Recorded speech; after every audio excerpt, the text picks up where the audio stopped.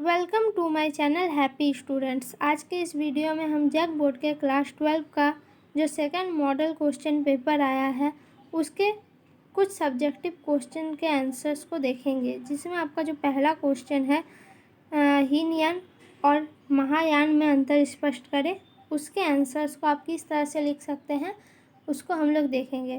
तो चलिए स्टार्ट करते हैं आज का ये वीडियो।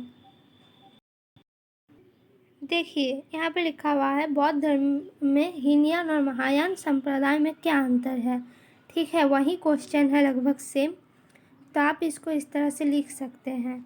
कनिष्क के शासनकाल में बौद्ध धर्म दो वर्गों में विभाजित हो गया। ठीक है, जब कनिष्क का शासनकाल चल रहा था तभी बौद्ध धर्म दो भागों में विभाजित हो गया था। एक था हीनयान और दूसरा महायान।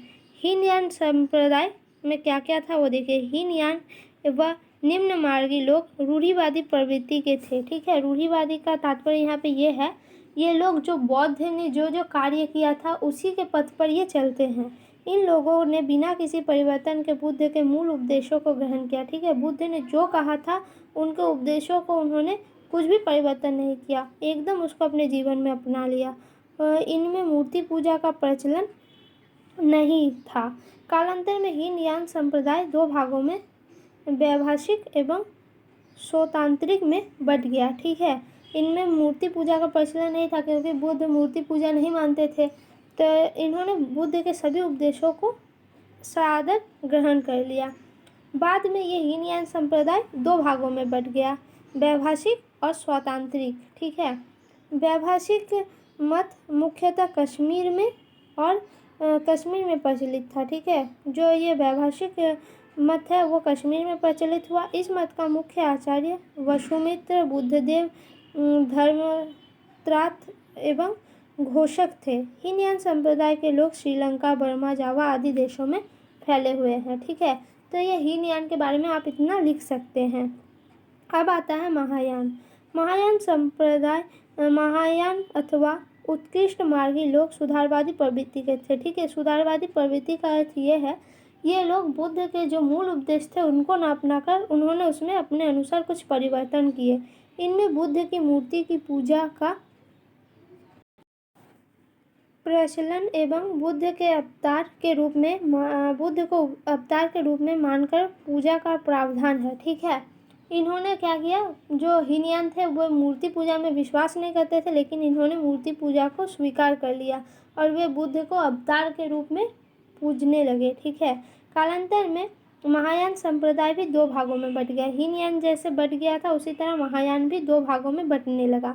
तो दो भागों में जो बटा था वो था शून्यवाद एवं विज्ञानवाद। ठीक है, शून्यवाद के प्रवर्तन नागार्जुन थे और जबकि विज्ञानवाद की स्थापना मैतेंद्रनाथ द्वारा ईसा की 3री शताब्दी में की गई थी। ठीक है, तो इसका दो भाग शून्यवाद और विज्ञानवाद। असंग तथा वसुवत द्वारा इसका प्रचार प्रसार किया गया। असंग और वसुवत द्वारा ही इस संप्रदाय का क्या हुआ, प्रचार प्रसार किया गया। तो ये था, आप इस तरह से लिख सकते हैं हीनयान और महायान में अंतर। इसके लिए आपको 4 मार्क्स देंगे, तो 4 मार्क्स के लिए आप इतना लिखते हैं तो ये काफ़ी है आपके लिए। अब हम नेक्स्ट क्वेश्चन की ओर बढ़ते हैं।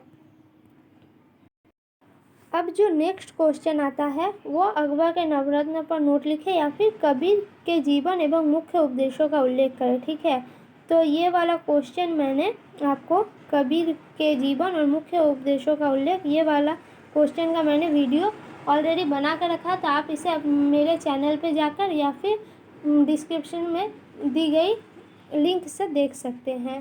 तो आगे चलते हैं। अब जो आपका थर्ड क्वेश्चन आता है वो है 1857 की क्रांति के धार्मिक कारणों की चर्चा कीजिए। ठीक है, यहाँ पे 1857 की क्रांति के बहुत सारे कारण थे, जिसमें यहाँ पे सिर्फ आपको धार्मिक कारण के बारे में चर्चा करना है।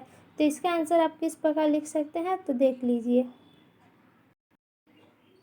तो देखिए आप इस तरह से लिख सकते हैं, ये जो धार्मिक कारण है 1857 की क्रांति का, ये काफ़ी इम्पोर्टेंट क्वेश्चन है। ये इससे पहले 2009 और 2012 में पूछा जा चुका है, तो इसको आप अच्छे से देख लीजिए। धार्मिक कारण में क्या आता है, ब्रिटिश सत्ता धर्म के मामले में दिखावे के लिए तटस्थ थी। ठीक है, ब्रिटिश जो सत्ता थी वो क्या करती थी, धर्म के बारे में लोगों का दिखावा करती थी, जो हम सभी धर्म को मानते हैं, सभी धर्म हमारे लिए समान है।